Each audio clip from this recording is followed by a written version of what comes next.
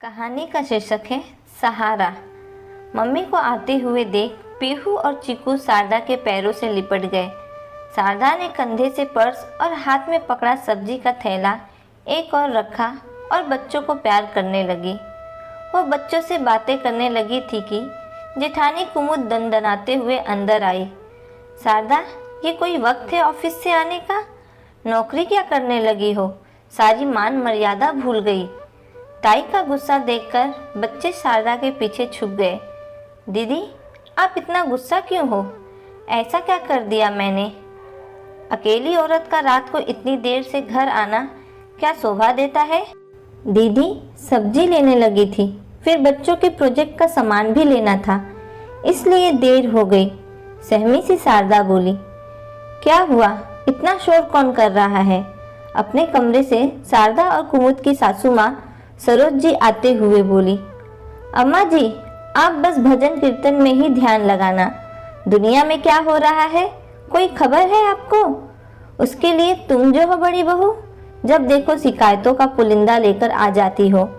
अम्मा जी, मैं शिकायत नहीं कर रही, बस जो लोग कह रहे हैं वही बात बता रही हूँ। आप तो कहीं आती जाती नहीं और लोगों की बातें हमें सुननी पड़ती है।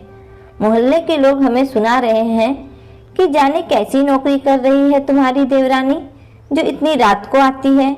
बहू, तुम्हें परिवार की इतनी ही चिंता होती तो हमें यूं मझधार में नहीं छोड़ते। बहुत दिनों से मैं तुम्हारी बातें सुन रही हूँ, पर अब नहीं। शारदा को कौन क्या बोलता है इसका जवाब शारदा देगी, तुम्हें तकलीफ करने की जरूरत नहीं। ठीक है अम्मा, फिर हमसे भी मदद की उम्मीद मत करना। बड़ी बहू, जब मदद की जरूरत थी तब तुमने और राकेश ने कोई मदद नहीं की। अब तो शारदा नौकरी करने लगी है।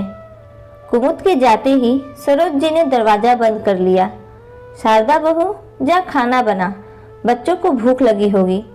रोती हुई शारदा के सिर पर हाथ फेरते हुए सरोज जी बोली।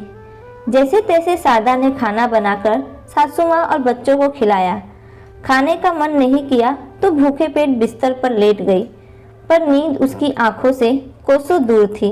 सरोज जी के दो बेटे बहू थे, बड़ा बेटा राकेश और बहू कुमुद और उनके दो बच्चे। छोटा बेटा राम, बहू शारदा और उनके दो बच्चे। शारदा की शादी होते ही जगह की कमी का बहाना कर कुमुद और राकेश ने पास में ही घर ले लिया था। सब अच्छे से चल रहा था, लेकिन सड़क दुर्घटना में राम की मौत की खबर ने शारदा की जिंदगी बदल दी। कुछ दिनों तक उसे होश ही नहीं था। जरा संभली तो दो छोटे छोटे बच्चों को कैसे पालेगी समझ ही नहीं आया। जेठ और जेठानी ने तो जैसे उनसे मुंह ही मोड़ लिया था। तब राम के दोस्तों फरिश्ता बनकर आए। उनकी मदद से शारदा को राम के ऑफिस में अनुकंपा के आधार पर नौकरी मिल गई। जिंदगी की गाड़ी धीरे धीरे पटरी पर आने लगी थी।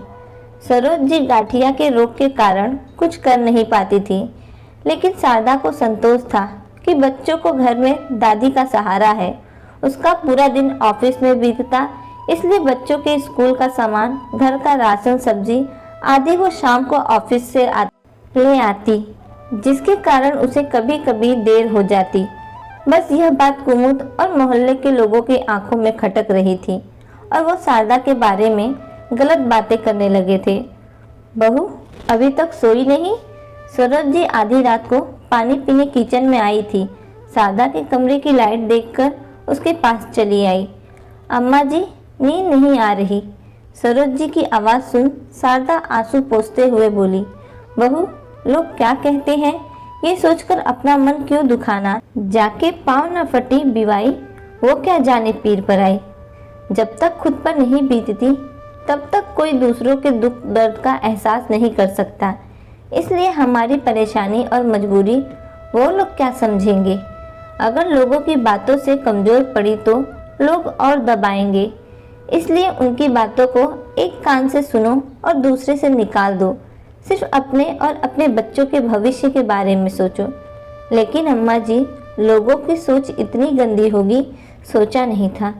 जब लोगों ने सीता माता को नहीं छोड़ा तो हम तो आम इंसान हैं। राम बच्चों को सफल इंसान बनाना चाहता था, उसकी ख्वाहिश अब तुम्हें पूरी करनी है। अभी तो सफ़र शुरू हुआ है, अभी से हताश हो जाओगी तो इतना लंबा सफ़र कैसे तय करोगी? बहू, जब इंसान के पास कोई सहारा नहीं होता तो उसे खुद अपना सहारा बनना पड़ता है। अम्मा जी, आप ठीक बोल रही हैं।